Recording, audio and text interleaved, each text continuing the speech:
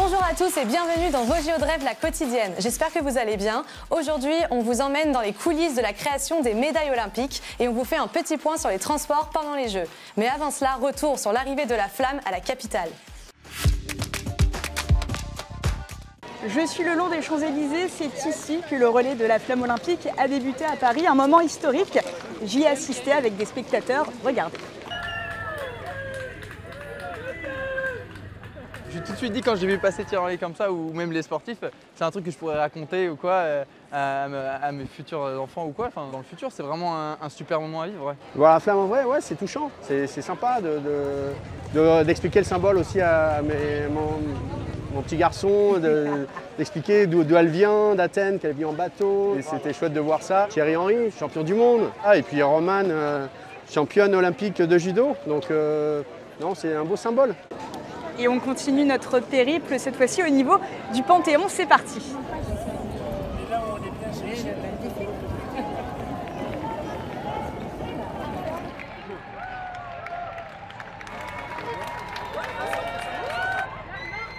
Le sport, c'est quelque chose dans ma vie qui est super important et je trouve que les Jeux Olympiques, c'est ce qui représente le plus le sport.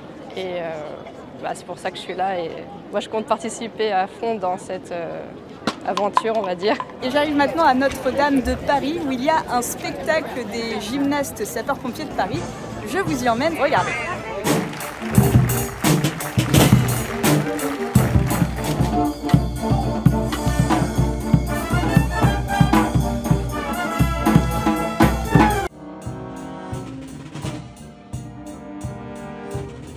Franchement, c'était impressionnant. Moi, on ne s'attendait pas vraiment à ça et au final, c'était super bien. Je pense qu'on est un peu privilégié aussi d'avoir les Jeux et de pouvoir en profiter, même avant qu'ils aient commencé avec toutes ces activités, ces événements. Donc, c'est vrai que j'avoue que c'est super cool.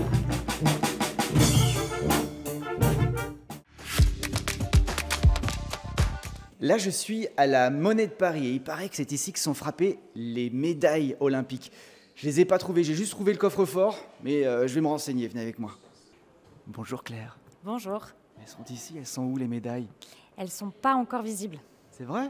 Non, il faut attendre le début des Jeux Olympiques pour que la Monnaie de Paris puisse les montrer au public. Mais elles sont vraiment frappées ici, par vos artisans? Oui, elles sont frappées par les artisans dans cette usine, puisque la Monnaie de Paris est la dernière usine encore en activité dans Paris Intramuros. C'est génial, donc elles sont frappées ici, elles seront données aux vainqueurs, aux athlètes en faisant juste quelques mètres pour certains, parce que les Jeux vont se dérouler ici. Et pendant tous les Jeux, la Monnaie de Paris reste ouverte au public. Absolument, elle reste ouverte au public et notamment grâce à une exposition qui raconte aussi l'histoire de la médaille olympique. C'est une exposition qui s'intitule D'or, d'argent, de bronze, histoire de la médaille olympique et qui raconte l'histoire des Jeux olympiques par ces objets complètement étonnants et assez mystérieux pour le public. Et donc si vous venez fin juillet, on va pouvoir les voir, les vraies médailles. Absolument, les visiteurs pourront le découvrir tout au long du parcours, qui est un parcours finalement qui se situe dans le musée qui est ouvert toute l'année et qui permet de découvrir les savoir-faire des artisans de la Monnaie de Paris. Alors on retrouve des presses comme ici, on voit les artisans travailler derrière leurs vitres aussi, ça fait partie du jeu. Oui, c'est un musée assez étonnant qui vraiment se veut interactif puisqu'il donne vue sur des ateliers en direct.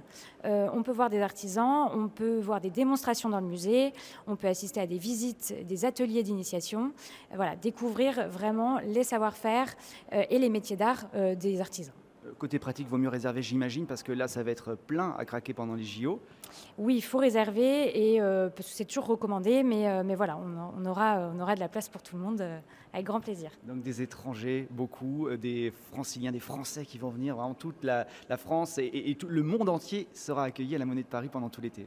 Oui, tout à fait. On aura plaisir à accueillir effectivement le public, à faire découvrir toutes les étapes de fabrication des produits. La Monnaie de Paris a quand même cette mission de frapper monnaie, les euros français et des monnaies étrangères, mais aussi de frapper d'innombrables produits, des trophées. Des trophées, tout à fait. Fabriquer des trophées, des décorations officielles, des médailles également, dont les médailles olympiques. On a été les premiers, la Monnaie de Paris a été la première à frapper la médaille olympique en 1896 de l'ère moderne. Donc à découvrir ici pendant toute la durée des Jeux. Merci Claire. Merci à vous. Bon jeu. Merci, vous aussi. Et je peux pas voir les... Non, non, j'insiste pas.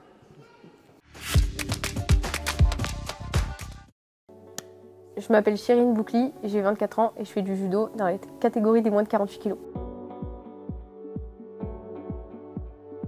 Pour gagner, il faut mettre un hippon, ça veut dire crocheter son partenaire sur le dos. On peut aussi le tenir en immobilisation au sol, il faut le tenir 20 secondes. Et ensuite, on porte des kimonos et une ceinture noire. J'ai commencé à l'âge de 4 ans. C'est mon père qui faisait du judo. Mon tonton a ouvert un club. On a tous été dans son club de judo pour faire du baby judo, on appelait ça au début. À la base, vraiment, je faisais du judo pour m'éclater. Et en fait, au fur et à mesure, on commençait à me raconter tu sais, tu peux rentrer dans une structure. Je comprenais pas grand-chose, hein. Sport-études, etc. Moi, je voulais être une championne, je savais pas comment on passait par là. Je voyais les affiches des champions d'équipe de France, Teddy, Hugo Legrand, Othon Pavia, tout ça. Pour moi, c'était dans longtemps. Mais en fait, au fur et à mesure, ça me tombait dessus. J'ai dû m'éloigner de ma famille.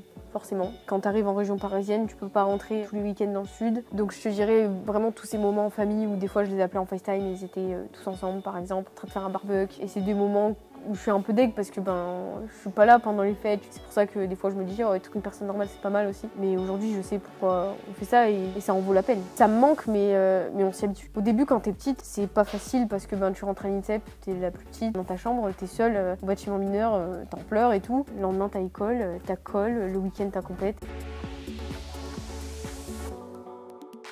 Je dirais, il y en a deux vraiment fous. C'est ma médaille au championnat du monde du coup au mois de mai. Je voulais vraiment être championne du monde, j'ai été vice-championne du monde du coup. Mais c'était une compète de ouf où j'ai su m'amuser, j'ai su prendre du plaisir tout au long de la journée et c'était trop bien. Après, je dirais les championnats d'Europe en 2021. Je suis remplaçante au championnat d'Europe à la base. Une collègue du coup qui se blesse et je passe sur la sélection, je pense 2 semaines avant. Je devais pas y être et je finis championne d'Europe à la fin de la journée. Derrière, ça déclenche tout le truc pour les Jeux de Tokyo. En fait, dans ma tête, à ce moment-là, je me suis dit, mais ça serait dingue de montrer que je passe d'une remplaçante à championne d'Europe, quoi. Donc là, c'est un souvenir de malade. Là, c'est à Paris. Franchement, on va faire un max de médailles. En vrai, quand c'est à la maison, avec le public français, on est transformé, on est transporté avec tout. C'est une énergie de dingue. Donc franchement, un pronostic, au moins le double des médailles du Tokyo. 70 médailles, je sais pas, même plus.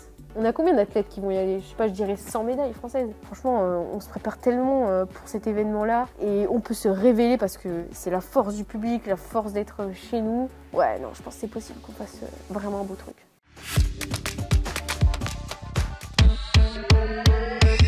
On le sait, à la fin des JO, en général, il y a toujours un petit classement entre les pays. Est-ce que vous savez quelle est la position de la France dans le classement de tous les JO confondus? On vous écoute. Est-ce que tu sais à quelle position est la France dans tout le classement global de tous les JO en termes de médailles? Je dirais top 15. On est top 15, on est même mieux que ça. On doit être dans les 10e quoi. Ouais, on est un peu mieux. Je pense qu'actuellement, pour l'honneur, je dirais qu'on devrait être 8e. Ok, on est 6e. Ah bon, bah ça va. Ça va. Ouais, ça reste une mauvaise réponse. Hein. Ça reste une mauvaise réponse, mais ça me donne envie de soutenir la France encore plus pour les prochains JO. Devant nous, il y a la Russie, la Chine, les États-Unis, la Grande-Bretagne et l'Allemagne. Ok, l'Allemagne c'est les premiers? Je sais pas. Ok. Si vous avez la réponse sur le plateau, moi je sais pas. Déjà, on voit sur les derniers Jeux paralympiques que tous les 4 ans, en fait, il y a de plus en plus d'audience. À chaque fois, ça double ou triple les audiences à la télévision. Et ça, c'est génial parce que ça veut dire que les gens s'intéressent de plus en plus au handisport. Quand tu vois l'évolution par rapport aux Jeux de Rio, par exemple, les Jeux de Rio, en fait, quand personne n'en parlait, si tu connaissais pas le paralympique, tu savais pas. Alors qu'aujourd'hui, les Jeux de Paris, il y a énormément de gens qui ne sont pas dans le paralympique et qui connaissent, qui suivent les athlètes qui se sont qualifiés, etc. Il y a une belle promotion aussi. Ouais, ils donnent de la force et tout, et ça fait plaisir de voir ça. Et franchement, la seule chose que j'espère, c'est que ça continue à grandir comme ça, et surtout que ça donne, justement, comme tu disais, un élan de démocratisation du handisport. Parce que il y a beaucoup de progrès, mais il y a encore beaucoup de progrès à faire. Et j'ai envie que ça continue comme ça, même sur les compétitions. Quand je vois les championnats du monde, en fait, j'ai envie qu'il y ait plus de monde, plus de gens qui découvrent ça, et pas seulement les familles des sportifs. Et parce que c'est impressionnant quand tu vois un nageur qui n'a pas de bras et qui nage 30 secondes au 50, qui nage plus vite que la plupart des gens qui nagent. Tu te dis, c'est vraiment impressionnant quoi, à regarder. Et du coup, c'est quelque chose que je pense qu'il faut faire découvrir. Et j'espère que ça va continuer comme ça quand on voit la médiatisation du handisport qui progresse, quoi. On reste sur les Jeux Olympiques avec l'organisation de la circulation au cœur même de Paris. Et oui, sur le temps des Jeux, c'est-à-dire du 18 juillet au 26 août, voici sur ces cartes un éclairage de la zone rouge tout au long de la Seine dans laquelle seuls les piétons et les cyclistes pourront circuler en totale liberté. Cette zone est étendue sur 6 km de part et d'autre de la Seine. Et sur cette même zone, aucun véhicule motorisé ne sera autorisé à circuler. De rares dérogations seront délivrées seulement pour les riverains, pour les professionnels, pour les commerçants, les visiteurs avec réservation dans la zone avec un passe-jeu. Notez que les stations de métro resteront fermées au public et que les bus seront déviés.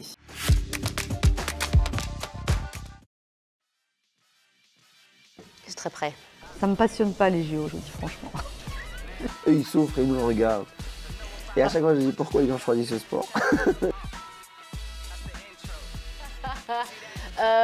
Allez, 13, chiffre porte-bonheur. Je dirais 11. Non, c'est beaucoup, 11. Non, 4. Allez, 7. 7. 150. N'importe quoi.